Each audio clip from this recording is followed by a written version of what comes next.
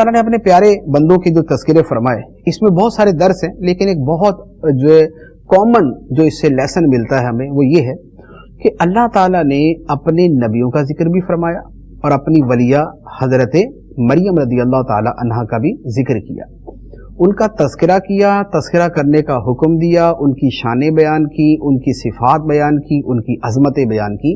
اس سے پتہ چلا کہ اللہ تعالیٰ کے نبیوں کی، اللہ کے ولیوں کی، اللہ کے پیاروں کی شان بیان کرنا یہ اللہ تعالیٰ کی سنت ہے اور اللہ تعالیٰ کو پسند ہے، اور قرآن کا اسلوب ہے، قرآن کا طریقہ ہے۔ قرآن نے جس طرح یہاں پر نبیوں ولیوں کا ذکر کیا ہے، اسی طرح مسلمانوں کو اپنی روٹین کی زندگی کے اندر بھی اللہ کے نبیوں کا، اللہ کے ولیوں کا ذکر کرنا چاہیے۔ تو اسی وجہ سے اب وہ میلاد شریف ہے یا وہ 11ویں شریف ہے یا وہ معراج شریف ہے یا وہ مختلف اولیاء کرام کے عرس منائے جاتے ہیں، تو عرس میں کیا ہوتا ہے؟ اللہ تعالیٰ کے ایک خاص ولی کو یاد کیا جاتا ہے، اس کی عبادت و ریاضت کا ذکر کیا جاتا ہے، اس کی عظمت و شان کا ذکر کیا جاتا ہے، اس پر اللہ تعالیٰ نے کیا کیا انعام فرمائے اس کا ذکر کیا جاتا ہے۔ تو یہ سارے تذکرے اسی لیے ہیں کہ اللہ تعالیٰ نے خود قرآن کے اندر اس طرح کے تذکرے فرمائے ہیں، تو لہٰذا عرس منانے کے اندر جب وہ شرعی مفاسد سے، شرعی خرابیوں سے پاک ہو، عرس منانے میں، ولیوں کا ذکر کرنے میں، ان کی یاد منانے کے اندر